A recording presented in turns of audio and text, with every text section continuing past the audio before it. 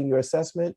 And then there's important information, annotated videos for your review, and then more useful information. And let me go into the student view. Let me see, hold on. Student view. It shows that it's there. I mean, can anybody else see that? Yes, it shows up. Yeah, I can see it. Yeah, it's there. Okay, Are so those examples or? yeah, there's all kinds of stuff there. If you go into annotated videos, there's some videos there. You go into more useful information, there's some tests that are there that you can kind of read through and see what other people have done. So yeah, I'm gonna stop sharing now, okay? Thank you. All right, cool. And good question, so thank you.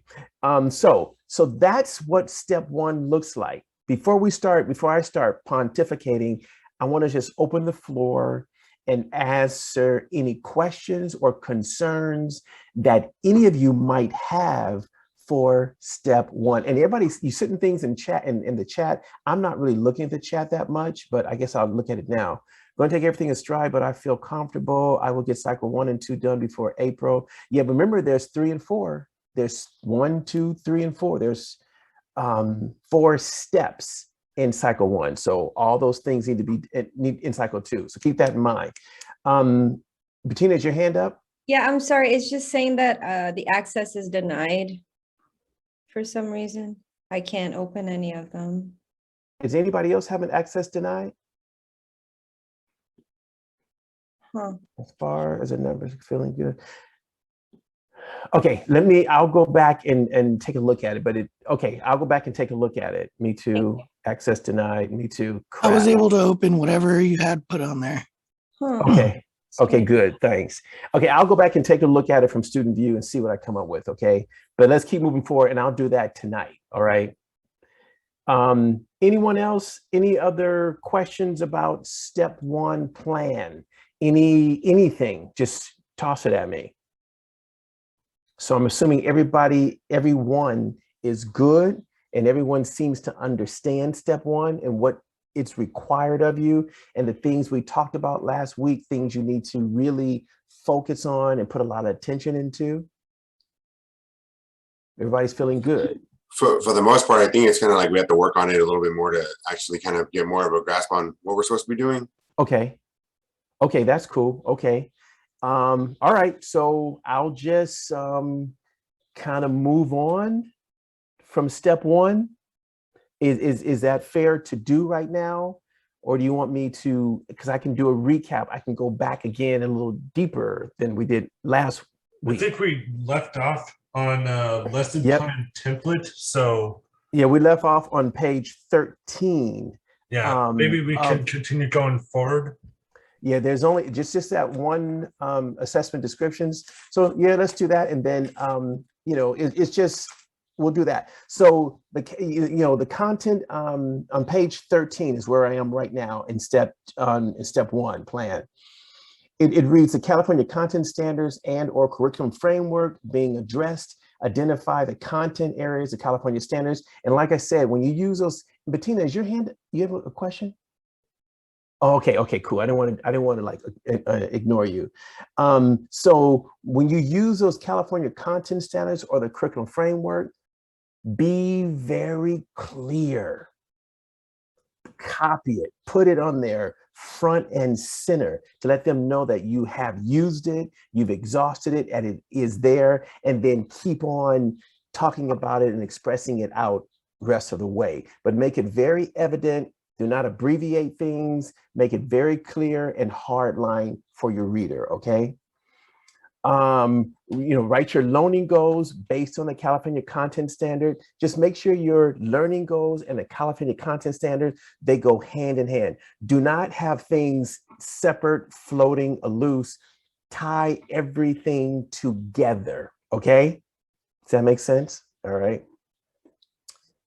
So your evidence, describe how you will determine that the students have achieved their learning goals. Make that very clear. If you have these learning goals, how are you going to know that your students have achieved them? Lay that out in your 7-page write out. Nicholas, how are you doing, brother? I'm hanging in there. So I just have a quick question about the learning goals. So I think we said before that it is acceptable to have a single learning goal covering 3 to 5 lessons, right? So and as long as you make that very clear to your reader and then Yes. bleed it throughout the document, okay? So as long when we're filling out the templates, so we can say, okay, learning goal for the first day, and then if it's the same learning goal for the second day, as long as describe it, but these are the activities for this particular day, like that. For That's this the will be difference. happening, correct. Okay, thank you. Okay, very good, Nicholas. Very good, but good question. Basically, that's it. Your learning goals, everything in your planning should revolve around these learning goals. Okay, everything in your planning, those learning goals are like the shining stars, and make that clear for your reader. Okay, all right. And then make sure they're expansive. Just really make them robust and strong, that they can do what they're supposed to do.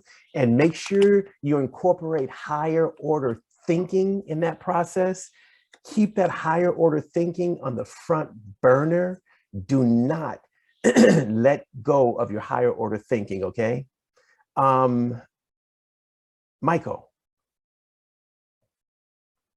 All right, I just have a quick question. I'm science content. So we write 3-dimensional learning goals Okay. for our learning objectives. Okay. So they already are pretty extensive, and we already have to go through a lot. Is that just should we just continue doing what we're doing with our learning goals like that?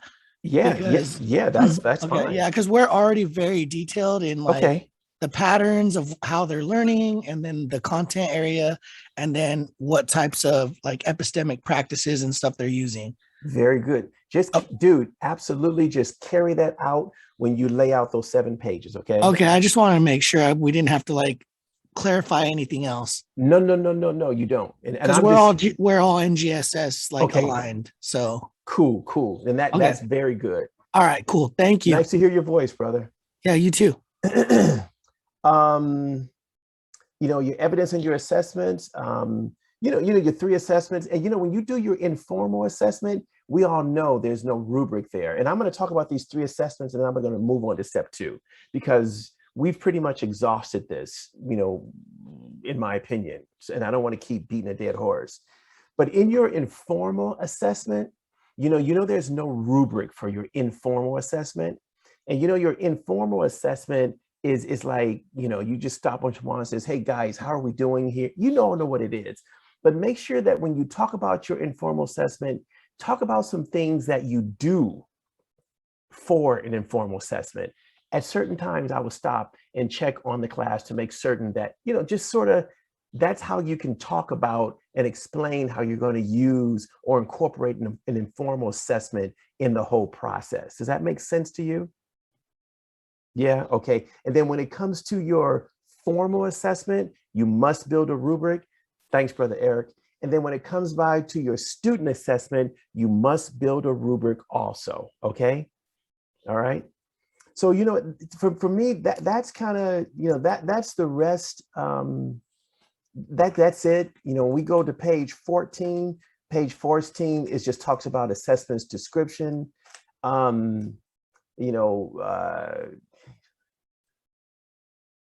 Oh, make sure you use that academic language. Michael, did you have your hand up again? Are you good? No? Okay. I'm good. My bad. Okay. No problem. Make sure you use the subject matter and make sure you use academic language.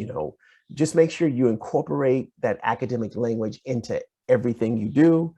Make sure in this first part in Plan 1, talk about what kind of technology your students will be using, because when you roll over into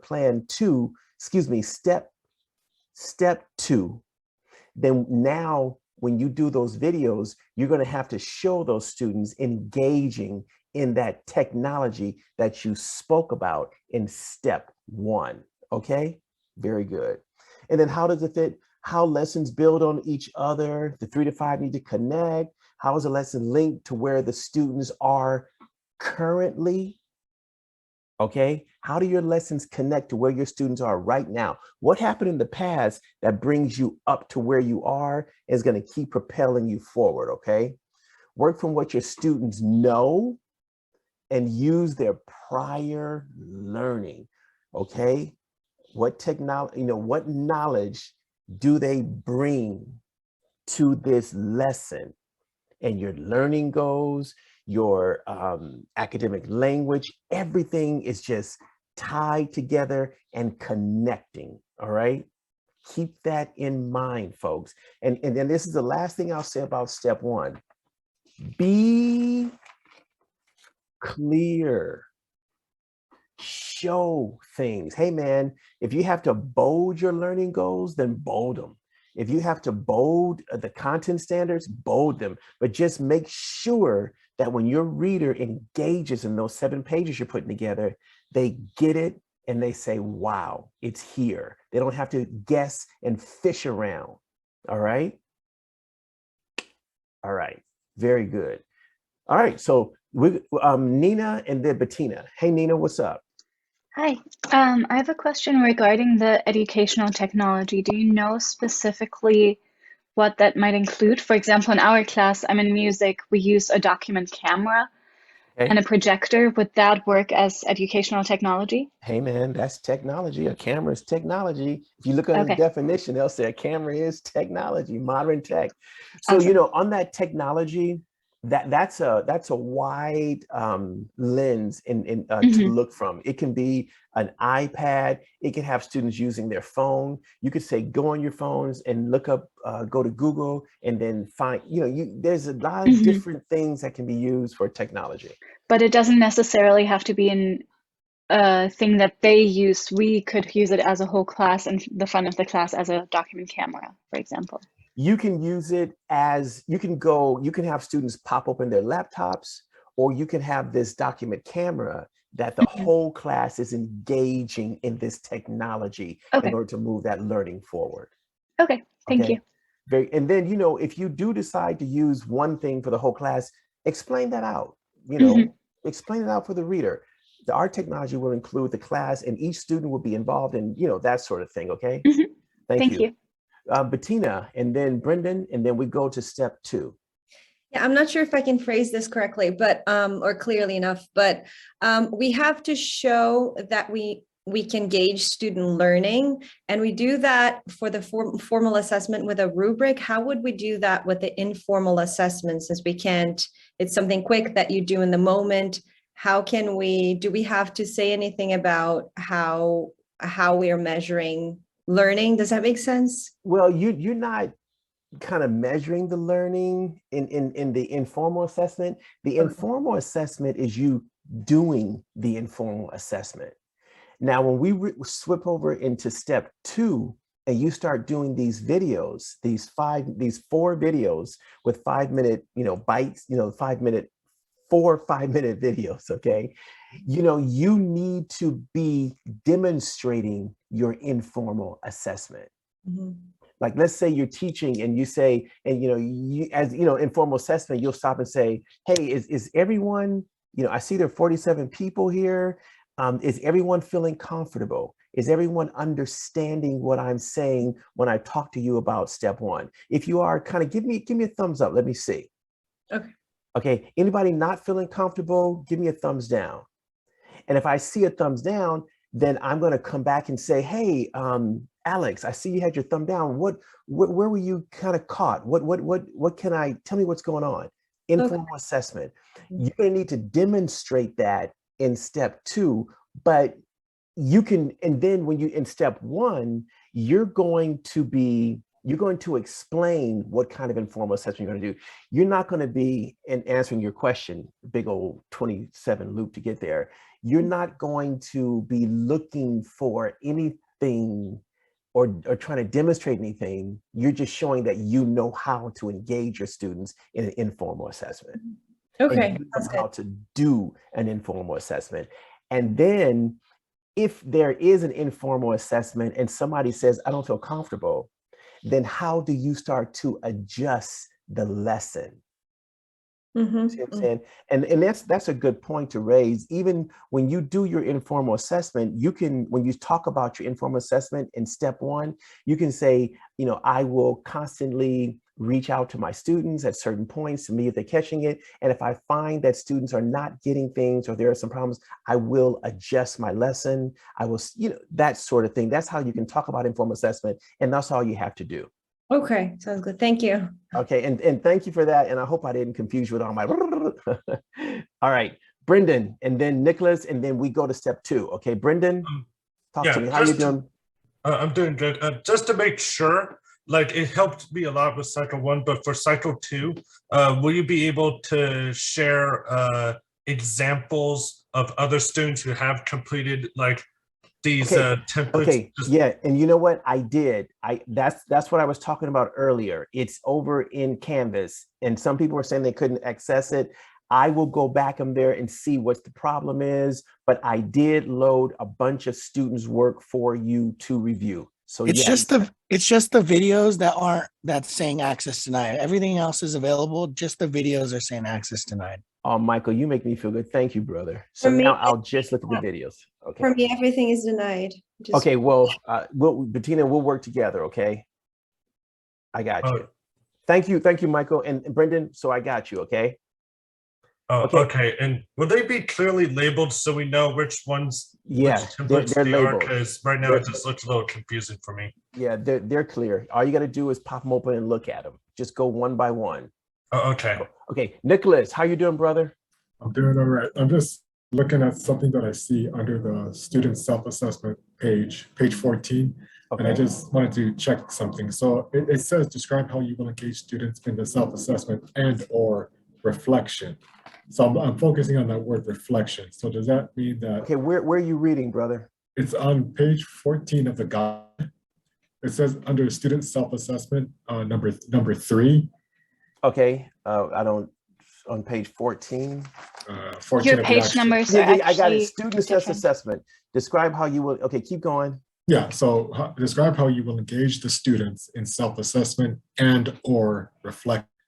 So I'm focusing on that word reflection. So exactly what does that look like? Like what could be an example of that, I guess? Of a reflection, it's basically asking how they feel about things, how did they learn? Now that you see this and you've done your reflection and you said this, how could things have been better? How could we have adjusted the lesson?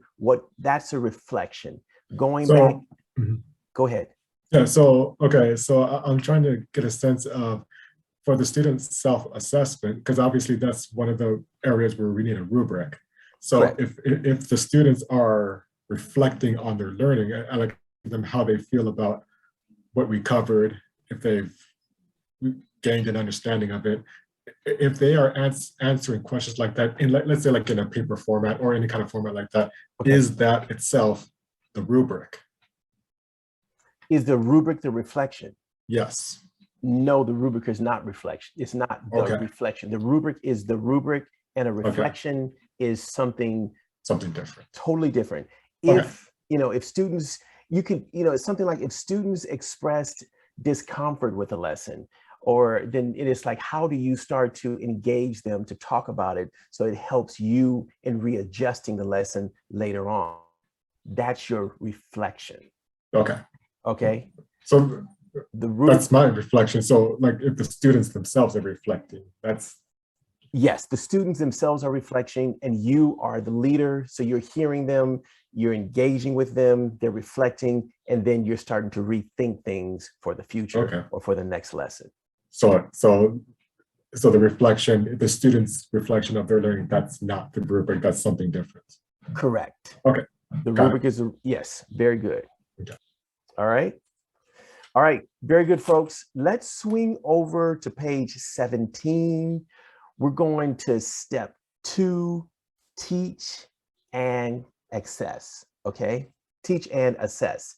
And what I'm gonna do, which we first, is I'm gonna swing you over to page 34, okay? Because this is step 2, the rubrics for step 2. And I really like us to at least not ignore the rubrics and take a look at these different, they have rubric 2.3, rubric 2.4, and then rubric 2.5.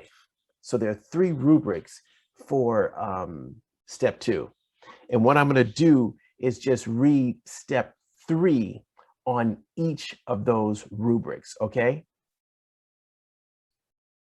And then if you have any questions, let me know. So I'll read the essential question first, and then I'll read the step 3, okay? And this is just showing you what you need to do, and this is what we do to hit a level 3. Now, we, CTC always starts at a level 3, and they look to go up. They do not look to go down. We don't want to get 2s. We don't want to get 1s. We want to get a 3.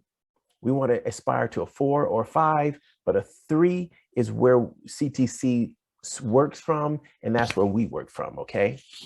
So the essential question: how does the candidate support student development and demonstration of academic language?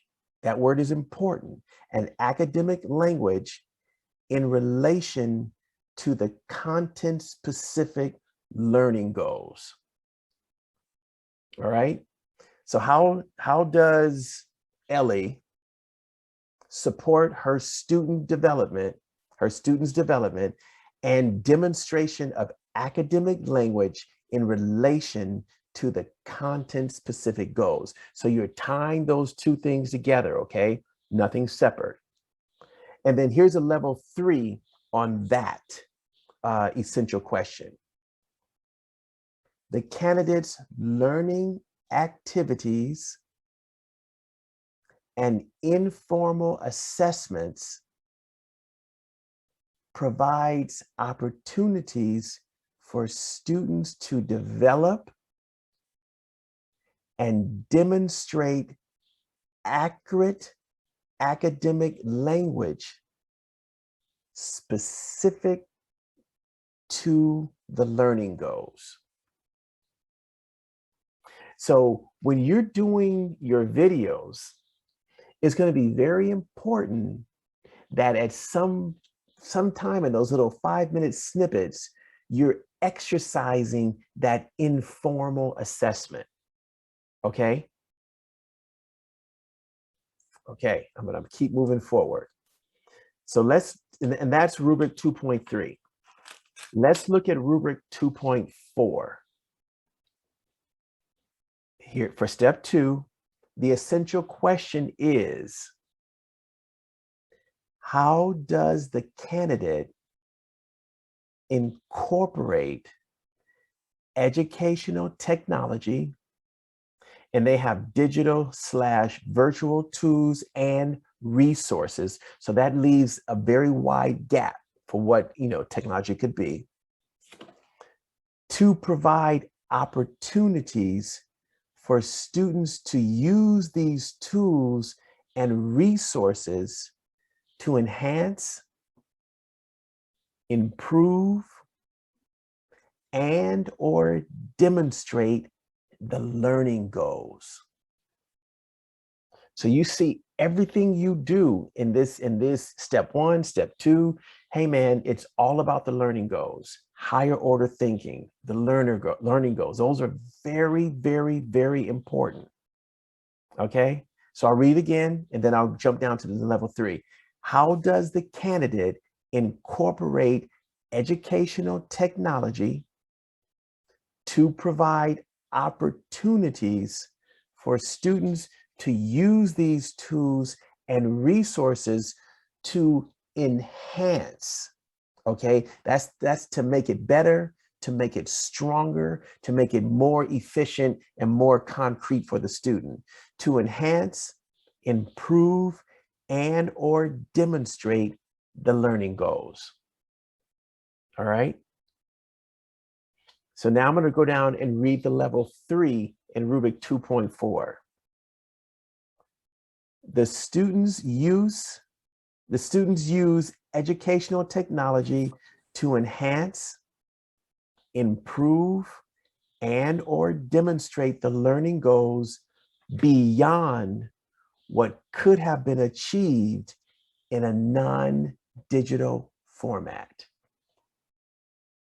So when you use your technology, make it cool, make it smart, and make it that they wouldn't have got this information if they would not have had this digital learning tool. And what it does is it kicks their learning up a notch and really enhances the learning goal. Does that make sense? Don't just have them pop open their computer and walk away. You know, let the viewer know that this is very useful. It's going to take them to a newer level. It's going to add to higher order thinking and all that good stuff. Does that make sense to everyone? Okay, very good. Okay, here's our last rubric for step 2. Here's the essential question. How does the candidate use informal assessment to monitor and support the students' deep learning of content, and then in parentheses, age and or developmentally appropriate higher order thinking skills to adjust instructions to meet the needs of the learner? And what I hear what I'm getting from this is, how are you using your informal assessment to really adjust your learning, your teaching of the lesson up or down to really help the student meet their learning needs? So you're constantly doing that informal checking. And if maybe you're going too fast, maybe you're going too slow. And then how do you use that informal assessment to start to adjust, readjust, so that you know your students are getting what they came there to get? And then level 3, candidate uses informal assessments to monitor and support students' age and or developmentally appropriate higher order thinking, analysis, synthesis, evaluation, interpretation, transfer to meet the learning goals. So you're using your informal assessment to help the students get the learning goals, to get it, to understand where you're going. Based on the monitoring and informal assessment results, the candidate responds in the moment by adjusting their instruction to meet the learning needs of students. Was that clear to everyone? Did that make sense to you? One thing you got to do, you've got to show that that informal assessment is really important, that to the point that they're making it part of an essential question in the rubric. So don't, just because your informal assessment doesn't have a rubric and it's you're just going to be talking, it's kind of a loose thing that you do, really pay close attention to that. It should come out and be evident in your videos. Okay? Okay. Now, let's go to page 21. And I just want to talk about the evidence that's going to be submitted for step 2. So check it out. You're only doing 2 grandioso things, but 2 things. You're going to do 4 annotated video clips. No What more. page are we on? We're on page 21. Okay. No more than 5 minutes. And I just want to have a little quick conversation about that. I'm sorry. Page Yes. 21 is step 3 for us. Are you sure that's the? I'm seeing what. On mine it's 35. I don't know. Okay, so maybe that's my bad. But you know, right now it's step 2, teach and access, and go to page 17. Do we have the same on page 17? For us, that's always a page earlier. Page 16 is for us, step 2. Yeah, teach I and got access. page 17.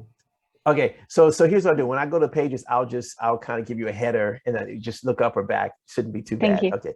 And on 21, it's not that essential that you go to it, but I just had my bookmark. So the evidence to be submitted, and thank you, Nina. 4 annotated video clips, no more than 5 minutes each.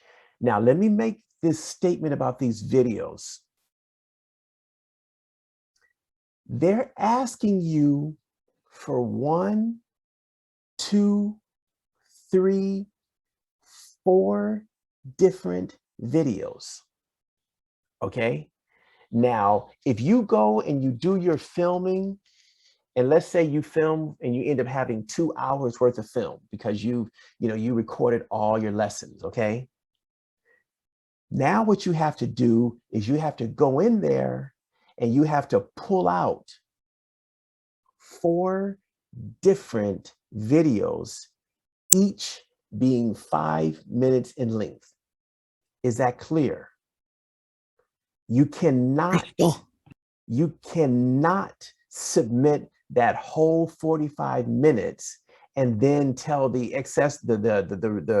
evaluator, oh, here, I marked off 5 minutes for you for the first video and 5 minutes for this. You cannot do that. These videos have to be independent of themselves, okay? The next thing with these videos, they can be up to 5 minutes, no more than 5 minutes. That means you can turn in a video for 4 minutes if you want. You can turn in a video for 4 minutes and 50 seconds, but you cannot turn in a video for 5 minutes and 8 seconds. The 8 seconds will not be, in fact, they probably won't even look at the video because it's not 5 minutes. Your videos can only be the exhausted length is 5 minutes, no more than 5 minutes. Do not make the mistake and send them something a minute or a second over 5 minutes. Is that clear, everyone? Quentin, I had this problem. I'm redoing it right now, so I have some that are 5 minutes, 7 seconds. So tell me, just cut it again. Cut it again, my man. 5, not the 7 seconds will not be accepted. So they'll just straight like not even look at it. You know what? They may not look at it or they may stop it, but you don't want to risk it. You don't want to risk that. I'd rather you err on the side of shorter than longer. All right. 7 seconds, they will not engage. They've asked you for a specific no more than 5 minutes. Okay, guys? Yeah, and just real quick, Quentin, I submitted my whole video, the first TPA, and it screwed me over. So just everyone, warning, do not submit your video longer than what Dr. Quentin's saying. Don't do it. So thank you. Yeah, thanks, brother. Seriously, you don't want to get it sent back with a condition code, okay? And I just want to really hone that in for you. Brendan. Yeah, so like for the 5-minute videos, just to make it simple, could we be able to talk with our mentor teacher or talk with whoever we're having film the video and make it so that they're filming this specific section, like, oh, video clip 1 with the students, like make it so that they're filming that, and that way it's like they don't, it's not like we have to have the whole lesson. And I hear you, Brendan, and very good question. Here's I'm gonna give this out to everyone. You know what they're asking for. You decide how you want to do it, but only give them what they ask for. If you want to do your lessons in 4 5-minute video chunks, you video for 5, have your teacher, you have set your cameras up and have your master teacher film you for just 5 minutes, and you bring that one and you build your annotations, that's fine. If you want to run a whole 2 hours, that's fine. It's up to you. And I just keep reiterating this point because I've had a lot of students come back around and they got a condition code because their video was too long. So I'll stop right now, but the point being, do not, under any circumstances, however you do it, do not have your video go not a second or a minute over 5 minutes. And here's my next thing. I highly recommend that you do 5-minute videos. Don't do a 4-minute video. You do a 5-minute video, you can share more information for the evaluator. You may be, it'll really help you in the end if you submit 4 5-minute videos. Okay, now have I hounded you enough about the videos? I'll stop and we'll keep talking about it as we keep rolling through, because this is very, very important. Your videos, those are going to be life-saving or life-changing for you. And we'll talk about the annotations in a few minutes. The next thing is, and you can't, on these videos, you can't splice and alter them. You can pull out 5 minutes or you can do a 5-minute video, but you can't be cutting and editing all up in the 5-minute video where one thing you're talking and then it just flips what you're saying. You can't edit it, okay? Just give them a 5-minute chunk or do a 5-minute video. Is that clear? No editing. Okay, the last part of evidence that you're going to be submitting is a written narrative, an analysis of informal and student self-assessment, an analysis of your informal and student self-assessment, and that's going to be no more than 3 pages. So for this step 2, you're going to turn in 4 videos and 3 pages, which is a written narrative, an analysis of informal and student self-assessment, no more than 5 pages. And when you go around to all the examples I gave you, take a read on what other students did for those 3 pages. And that should inform you and help you go, oh, I know how I'm going to do mine now. That's what those examples are for, to help you go, oh, okay, I see how I can frame mine now, but no more than 3 pages. Now, let's go over to step 2, and hopefully that's page 17, but the header reads, step 2, teach and assess. So in this step 2, you're going to be teaching and assessing, okay?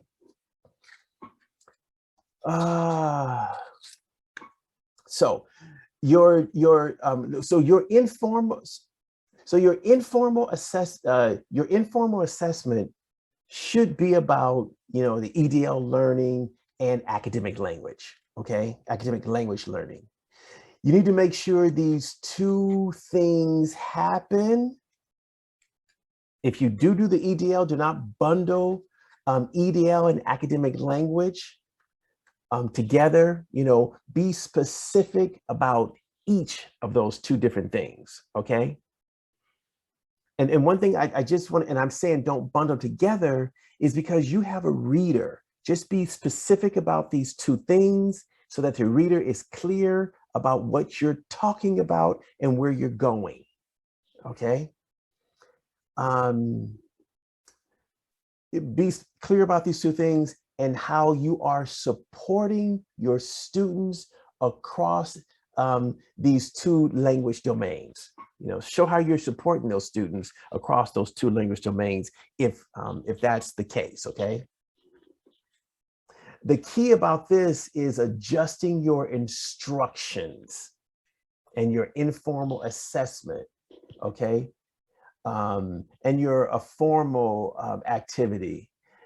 You're going to engage with your students and check in on their learning and check in on your teaching, okay? So that's what step 2 is all about. You're teaching and assessing, checking, evaluating, adjusting, making sure they're getting it. If they're not getting it, you step back. If they are getting it, step up again. Use that academic language and use your students by engaging with them and checking in to see how your lesson is going, okay? Based on what they show you in your informal assessment, you move on and do some revisiting, do something different, shift it around, acknowledge what they say. If they say they're not getting it, acknowledge that, and then adjust. If they have risen above your standards, acknowledge that and adjust up. Okay, Nina. Just a quick question for clarification. Does informal assessment need to be feedback from the students directly, or can it be their performance? For example, if we're doing a measure in music and my informal assessment is listening if they're doing it right, can that count as an informal assessment, or do I need to ask how are we doing with this? You know what? You can do both of those. With music, you can say, is everyone in, and I don't know much about music. You can say, did everyone understand that note? And they just, kids gonna say, yeah, yeah. You can say, well, tell you what, can someone demonstrate that for me? Mm-hmm. Now, if they can demonstrate it, you say, wow, that's great. Are you guys ready for step 2? So that's how you can do that. So what you're saying, both of those will work in an informal assessment. Okay. And then you adjust things based on what they say and what you've heard. Mm-hmm. Okay. Thank you. Very good. How is everyone doing? Any questions? Everyone's feeling comfortable? The night is just shooting by. It's like 6:15 and I feel like we haven't done anything yet. So let's talk about, so let's keep moving forward. Let's talk about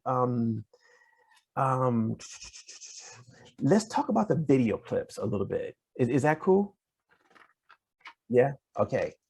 So go to the page. My page is page 18 and it shows video clip 1, video clip 2, video clip 3, and then the next page shows video clip 4. Okay. So let me start having some dialogue about that.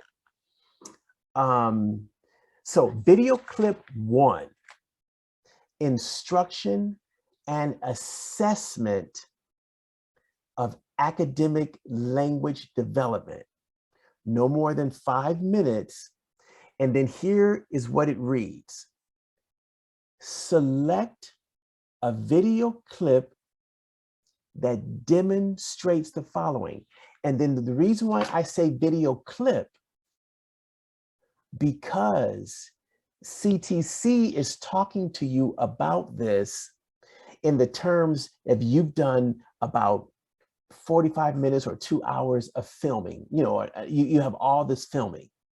And so they're saying, go in that filming and then find a 5-minute clip that demonstrates the following: how you and multiple students, 2 or more, engage with content to develop the vocabulary, terminology, academic language development necessary for the language demands of the lessons. So they want to see you hovering over 2 or more students engaging with content to develop the vocabulary technology. Does that make sense to everyone? That's all that 5-minute video is about. That's it. Now, like Brendan was saying, if you want, You can go and do a 5-minute clip of that. Or you can pull it out of a larger clip. Okay? Let's keep going. Unless someone raises their hand or stops me, I'm just going to keep moving forward, okay? Okay, very good. The candidate and multiple students, 2 or more, must be seen and heard engaging in synchronous instruction in this clip. Do not just show the students and don't show you. They have to see you in there, and they have to see 2 or more students. It has to be that way. If you show the students and you hear your voice, you're not there, the video will be rejected. Brother Carlos, how are you? Hello. So when it comes to academic vocabulary, is that will that be considered like English, like for example, for English learners, like standard English vocabulary, or will that be vocabulary specific to the content that we're teaching? Like for example, okay. Specific to the content that you're teaching. Okay. Okay. Very good. Good question, brother. Because you don't want to be teaching something and you got a whole different language going with it. It's got to match and elevate. It always got to be connected. It's got to elevate your learning. It's got to connect with your learning goals, and you got to be taking them to higher order thinking. Okay. Very good question, brother. Nice to hear your voice. Okay. SAMC. I don't know. Talk to me. Hi, I have a question.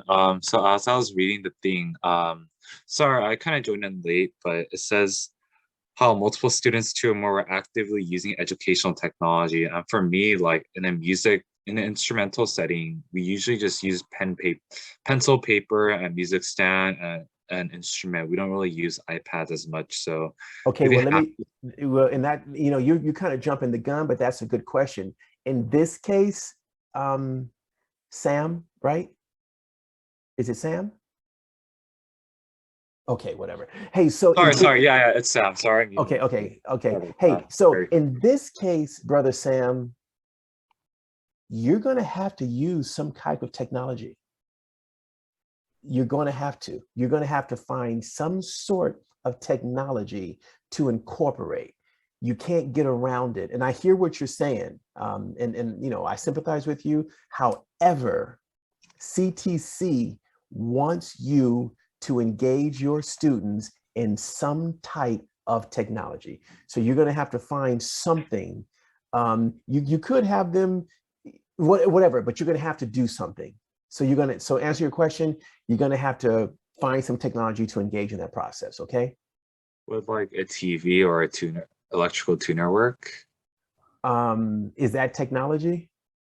Nina, is that technology? Pencil technology. I would say using your phone and using a tuner, that's educational technology. I would say using the phone is takes you right there. Okay. All right. Very good. Thank you, Sam. Thank you. And nice to hear your voice. Hector, how are you, brother? I'm good, Quentin. How about yourself? I'm well. Thank you for asking. So my question relates to like what Carlos was saying earlier. So for example, I teach econ. So if I want to talk about, or if I'm talking about the academic vocabulary, if I'm teaching international trade, would it be like using words like how we're doing like imports and exports and like trade barriers, like something along those lines? Is that the academic language that connects with that? Yes.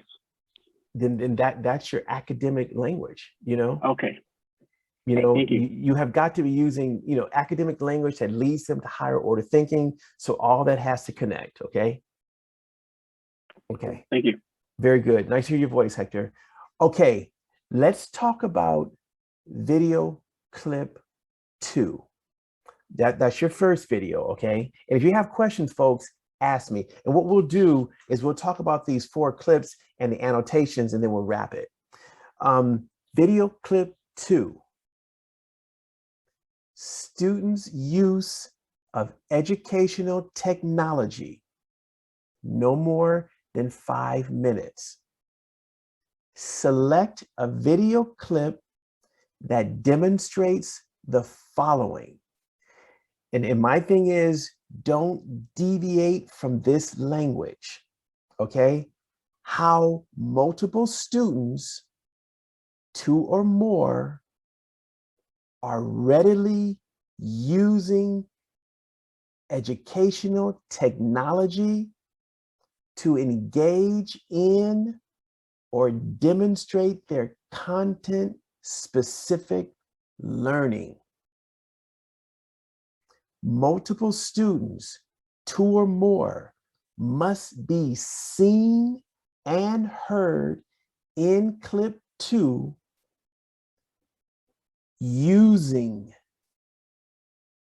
educational technology to learn or demonstrate content.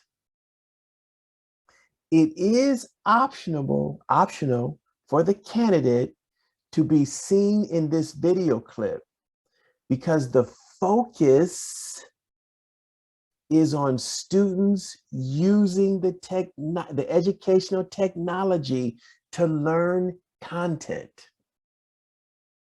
Is that clear to everyone? Do not do anything different from that. They're even saying you don't even have to really appear in that. They just want to see your students using the technology. I've seen videos where I've heard the instructor say, okay, everyone get your computers out. And you can, in the video, you can see the whole class. They're all popping up on their computers. That's 2 or more. And they go, okay, guys, here's what you're going to do. Like we talked about this last week. I want you to go over to Google, and then I want you to type in and you know what I'm saying? And then you see the students all doing this thing. And then they say, when you get it, read it, and then raise your hand and tell me and then, do you see what I'm saying? And then you start saying, you guys, you see how that's different? Or now you get a better picture of what I'm talking about, and then you keep moving. So that's what that is. Do not do anything different from that. Give them what they ask for. Show those students engaging in that technology. Nina. I just have a follow-up question for that. Looking at the rubric that we were looking at before. So for this step, they want specifically abilities related to the learning goal beyond what could have been achieved in a non-digital format. Exactly. Could you give an example of something? Because technically giving feedback could be done without the digital. Does that still count? Is that still enough to use technology, or does it have to be something? Well, here's the thing. Okay, so the example I gave was just like, I'm not teaching the lesson. I don't have the lesson in front of me. And yes, it needs to connect with your lesson. And everyone knows that. It has to connect. And I'm just giving these loose examples. But whatever the case, don't push. Just use the technology and let the technology take you to a higher level of learning. That's the best I can say. Have it connect with your learning goal, and it kicks the students up a notch. It's something that they wouldn't have got if they didn't have that technology in front of them. They're getting a new added push. They think, oh, wow, because they were able to use the technology. And then Simon, I'll come to you in just a minute because your hand is up. But the thing is, to make sense of this, CTC knows that the educational classroom is changing. Okay? And they want to know that you're changing with it. They want you to show that you can use technology to kick your lesson up a notch. That's all they want to see. That's the bottom line of this whole technology piece. Don't fight it. Find a way to make it work. Okay? Cool. Brother Simon, is your hand up? Yeah, I had a question on the topic of technology. Talk to me. Do students need to be directly interacting? Like, do they need to each have their own device in their hand? Or if we have a piece of technology that's more like classroom wide, would that be appropriate? Like, like something we could put on a projector that students interact with? You know, if Nina had asked that question earlier, is as long as everyone is engaging in that process, if that technology is going to propel them forward, and it is a piece of technology that's advancing their learning and connecting with your lesson, then that piece of technology is engaging all your students. It's acceptable. Gotcha. Okay. Thank you. All right. Okay. And as long as your students are, you have that technology up and they're all engaging in it and watching something and being involved in it, then it works. It's technology and it's gauging 2 or more students. Okay. All right. So I'm going to go on to video clip 3. Is everyone cool so far? Okay. I'm going to keep moving forward. Video clip 3. Instruction and informal assessment of content.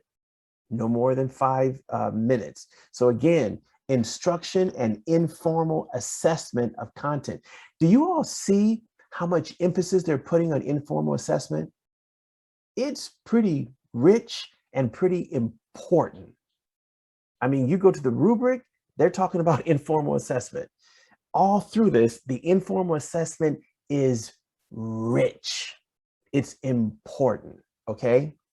So here it is. Select a video clip that demonstrates the following: how you provide opportunities for multiple students, 2 or more, to engage in deep learning of content to develop their age and or developmentally appropriate higher order thinking skills.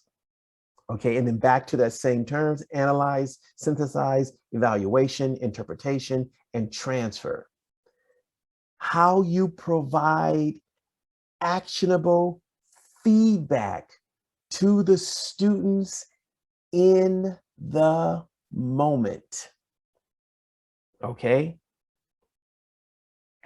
And then how you adjust your instructions in the moment based on the results of informal assessment to meet the student's learning needs.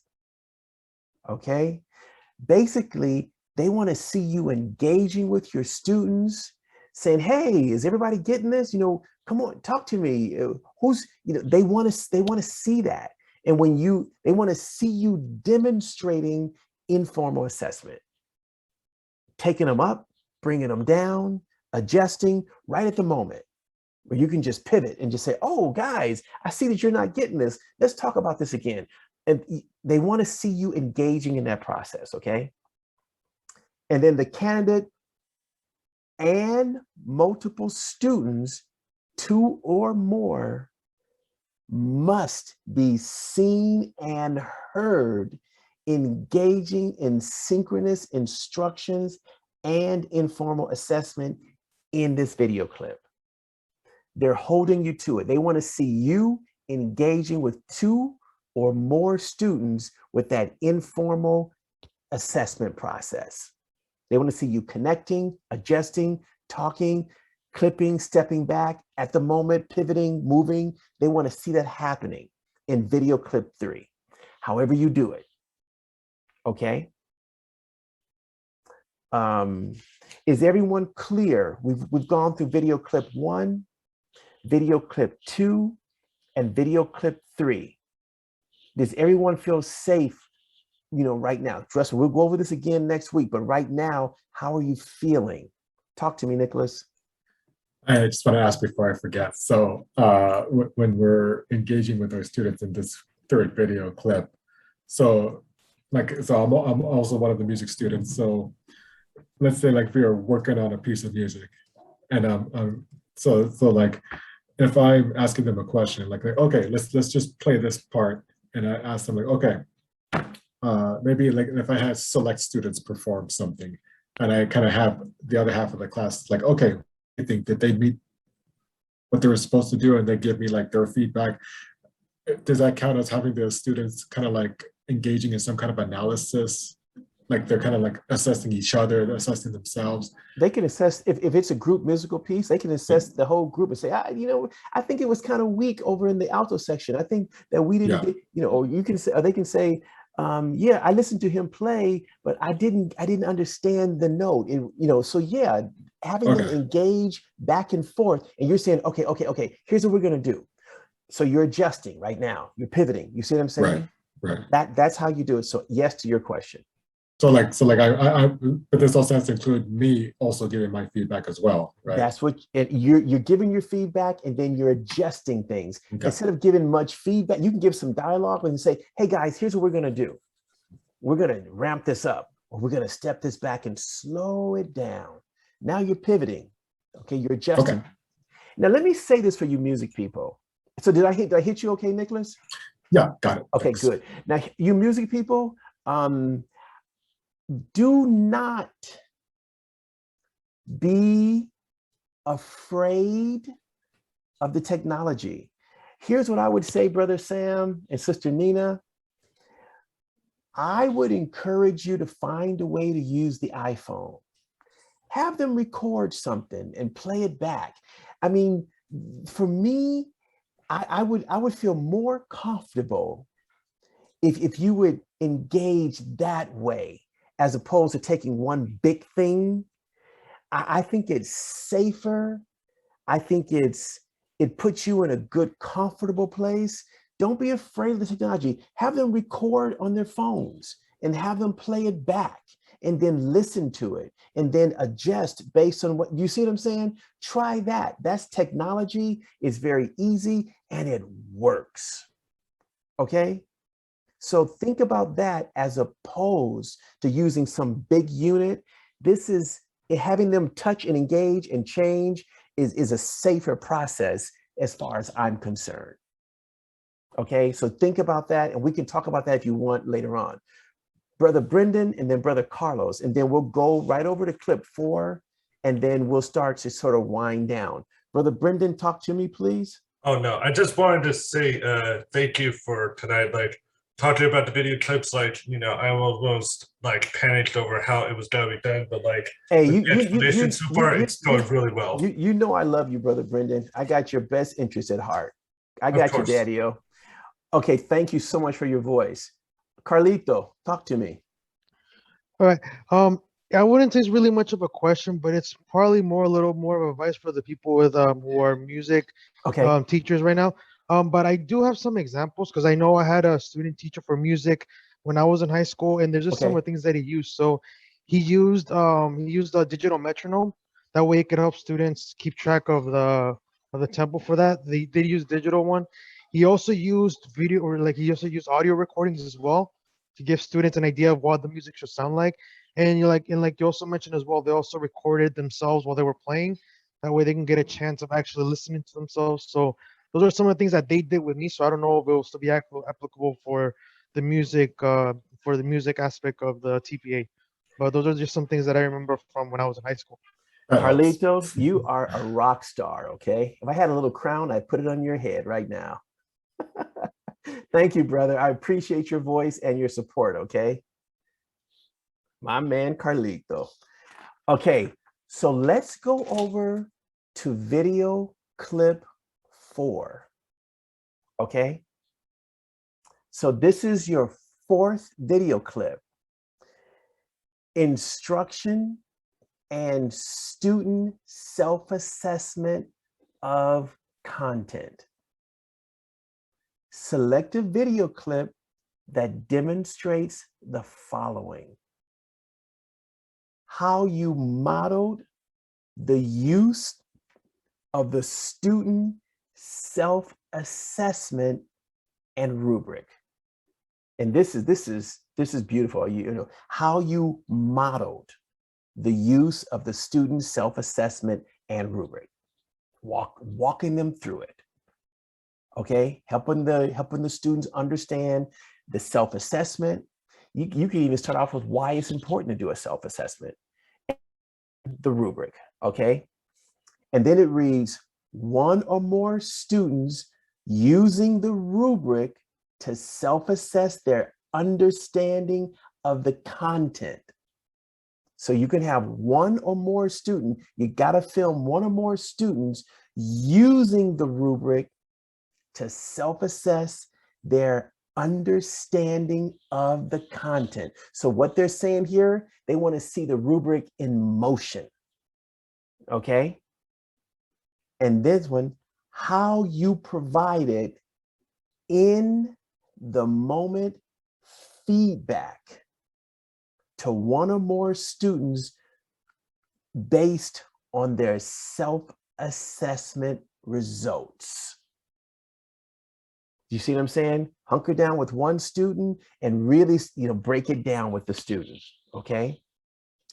The candidate and at least one or more students must be seen and heard engaging in synchronous student self-assessment in this video. They want to see you connecting with the student on this, okay?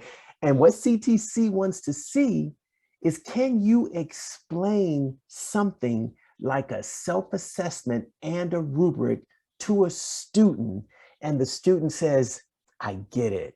This makes sense to me. You should be able to do that as an educator, and CTC wants to see you do it. Okay, Sister Nina, and then I'll make a proposal to you all. Nina, talk to me. Question about this. So what I did, for example, was that I had students self-assess them on a Google form out of a rubric, but with that being the nature of it, I didn't in the video give them feedback that happens on the Google form itself. Would that still work for this video clip, or does it need to be immediate feedback in the video? It needs to be in the moment feedback. Okay. And don't do anything different than that. Okay. Very good, Nina. So let me ask you a question. I'm gonna do a little informal assessment here. How's everyone feeling? We just went through 1, 2, 3, 4 of the video clips. How are you feeling? Did I go too fast? Did it kind of help you process it a little better? Does it make sense? Is the fear low? Someone talk to me. Tell me what you're thinking. It's good. Good speed. Super good. I like your pace. You're constantly checking in with us. So I take that in motion with my students, but I love it. I love it. Cool. Thank you so much, Crystal. It's nice to hear your voice, okay? Brother Kyle. Hi, Dr. Canton. So just to reiterate, I know we're going to go into more detail with all of this in the future, and this is just the grand overview, kind of the overture of the TPA team. So the essential idea is all 4 of the videos show this is how I'm building on this particular lesson or activity that I'm teaching, essentially. And there's some kind of rubric that's measuring it. Correct. I don't want to jump too far ahead, but that's the idea. No. You're tying it nicely. The first step 1 is all planning. Step 2 is now we're starting to really do it. We're kind of doing it, and these videos are going to allow CTC to see you doing it. That's what these 5-minute videos are all about. So yes, Kyle, and you're right, Brother Kyle. When we come back next week, I'm going to hit these videos again, because these videos are essentially important. And if we get these videos right, family, we're cheesecake, man. Your life is going to be great. If we can just get these videos and 3 pages down, your step 2 is golden.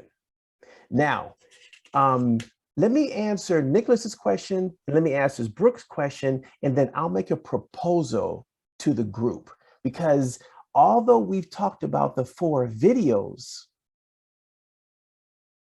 we have not yet talked about the annotations. And the annotations are significantly important. So let me talk to Nicholas and then Brooke, and then I'll make a proposal. Brother Nicholas. Just a quick question about video clip 4. I think it's an obvious one, but I was looking at the list of what we have to demonstrate in this video. At first glance, it seems like we have a lot to condense into 5 minutes, because like if it's first modeling how to use a self-assessment and rubric, and then the student engage in it, and then we provide immediate feedback on the results. At first glance, it seems to include a lot in 5 minutes. Like it has to be like rapidly fast, rapid fire. Like, does it just seem like that, or? What I would, so if you do a long lesson, and then you do the long lesson, then you know that video clip 1, video clip 2, video clip 3, and video clip 4 will be part of the lesson. You see what I'm saying? You'll run your lesson that way, or if you'll do it the other way, what Brendan was talking about, you just do a 5-minute clip. Now, let me tell you, ladies and gentlemen, you could conceivably, you should be staging this. You should be organizing this. It should be thought out. It should be planned. And if you think it through, you can bite it down to 5 minutes. Plan it out. Work with a student who you know is going to get it. You know what I'm saying? Is everyone following me? Somebody give me a thumbs up or thumbs down. Thank you, Bettina. Good. You gotta plan these things, organize it, set it up, stage it, get it going, and you can do it. Trust me. And it can all happen in 5 minutes if it's planned out. Okay. So think it through, and trust me, it's very bite-sized. So did I answer your question, Brother Nicholas? Yeah, I think so. Okay, cool. We can always talk again later on, but not tonight, but later on. Brooke, talk to me. Hi.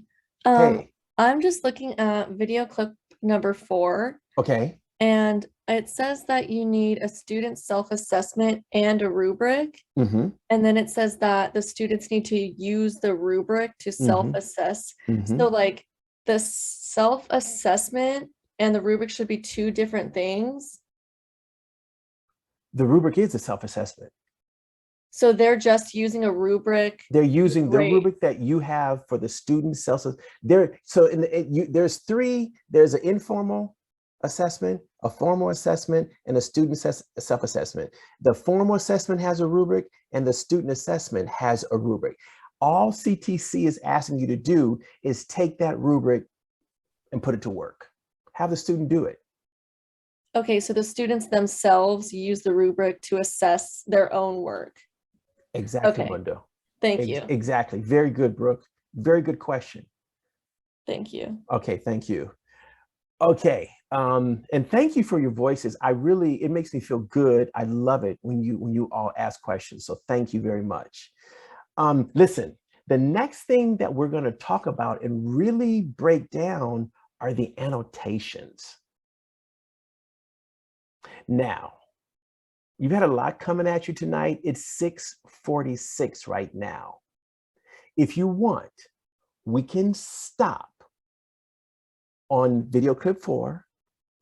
And when we get together next week, we'll go back over the video clips and we'll start to analyze and break down what the whole annotation process is all about. Because the annotation process is significantly important when connected with the videos. And I have a lot of information I want to share on the annotations. So you tell me what you want, I'm at your disposal. We can keep going, or we can pick this up next week. But right now, what I would expect you to start doing is to start thinking out the 3 pages that you're going to write. The 3 pages you're going to write on the analysis of informal and student self-assessment. Talk about that. How do you analyze that? How are you going to lay that out for your students? Go in, read the examples that I gave you, and then go, oh, I got this. It's only 3 pages. And then I want you to start thinking about whether you're going to do a long hour and a half of filming and pull out 5-minute videos, or are you going to do 5-minute video, 5-minute video, 5-minute video, 5-minute video? Start thinking about and start planning and organizing this. Start thinking about which students do you want to focus on to help you in this process. Do you see what I'm saying? This is where your brain should start be going now. Which students? When do I start to film? Who's going to help me with the filming? Am I going to do this or this? This is how you should start thinking right now. And then we come back next week, we can continue on the 4 videos and then add annotations to the discussion. How are you feeling, soldiers? Mr. Robinson, I have a quick question. Wait a minute. I'm not my daddy. Call me Quentin. Quentin, I have a quick question. Yes. So, for the videos, would you recommend us? So for me, we have a holiday week this week, so it's just 4 days. So would you recommend us planning something on the weekend, Tuesday, Wednesday, doing the video? That way, Thursday when we're meeting with you and you're going over the annotations, we already have the video literally and in mind. So when you're going over the annotations, we're like, okay, this is what I can annotate. Or should we videotape after you let us know about the annotations? You can videotape now, and I can talk about the annotations later. But the best way to respond to that, Crystal, is you have to decide about the filming. But don't do them in correlation with me and my discussion, because although the annotations and videos are connected, they can be done separate. If that answers your question. Yeah. So if you want to film now, you can film now. You can go, after you can say, now I know what to do after you have the film in front of you. So you could conceivably film now, and I can talk about the annotations later, and you'll be in an excellent place. Okay. Okay. That answers my question. Thank you. Hey, thanks again for your voice. And Michael, is your hand up? Yeah, what's up, Daddy-O? Hey, that's my man. I like the red Solo cup, by the way. Anyway, just real quick. It's water. On the video clips, can it be different class periods? Does it matter as long as we're hitting what they need, or should it all be the same class period? You know what? It should be the same class that you're doing your 3 to 5 lessons with, okay? Gotcha. It has to be that same class and that same group of students. Sounds good. Thank you, brother. Thank you. I like you, man. Okay. Thanks, Daddy-O. Thank you. So anyone else, are you guys cool with, do you want to keep going, or what do we do? Talk to me. Give me some thumbs up. Give me something. Next week sounds good. Okay. For the annotations. Okay. Next week for annotations, thumbs up. Thumbs up. Okay. Okay. And so I'm gonna let you go, but before I let you go, I just need to check in. Is everyone feeling safe? Do you go like, wow, okay, this is cool. I'm glad we had this little discussion. I think we're going at a good pace. Okay, good. I like the pace, yeah. I honestly feel better about everything, including the CalTPA cycles, after starting this week on my placement. Like everything's falling into place. Sweet. All right, cool. Well, listen, you guys go get your shower, get something to eat, and get in the bed. All right. All right. See you next Thursday. You guys are awesome. Thank you so much for a great night. I enjoy this. Okay. Thanks, Quentin. Bye. Hey, Thank you, Daddy-O. Okay, see you there, Daddy-O. Ryan, your hand is up. Bettina, do you have any question? Yeah, I'm very visual, so I'm super anxious. Like I really want